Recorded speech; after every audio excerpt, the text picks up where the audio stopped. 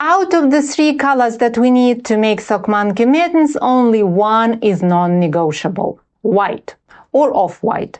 This is our color A, and without it, Sock Monkey Mittens won't really be Sock Monkey Mittens. The second color, color B, can be any shade of red: cherry red, burgundy, or a brighter, more vivid red. We'll need only a bit of this color, so it is a good opportunity to use up the odds and ends that you have in your stash. The third color, color C, can be any color at all.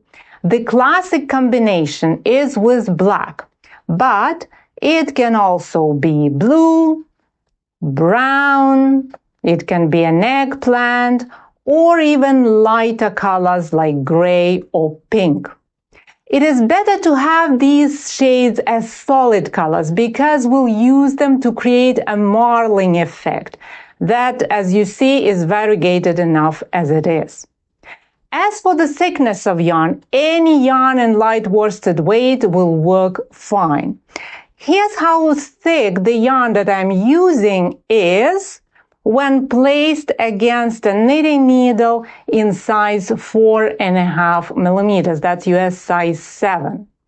Any yarn in a similar thickness is good, but of course, take the time to make a swatch in stockinette stitch using 2 strands of yarn held together. Ideally, you should get around 17 stitches and 25 rounds in a 10 centimeter 4-inch square. But if your gauge is off, play with the size of the needle. If you have more stitches and rounds in your swatch, then go with a bigger needle size. If you have fewer stitches and rounds, choose a smaller needle. As for the type of the needles, use any needles that allow you to make small projects in the round. I will use double-pointed needles, but you can also use 2 circular needles or 1 long circular needle and a magic loop method. Get your supplies ready. The knit-along starts on Friday, December the 19th. And if you haven't joined the knit-along yet, click the link in the description.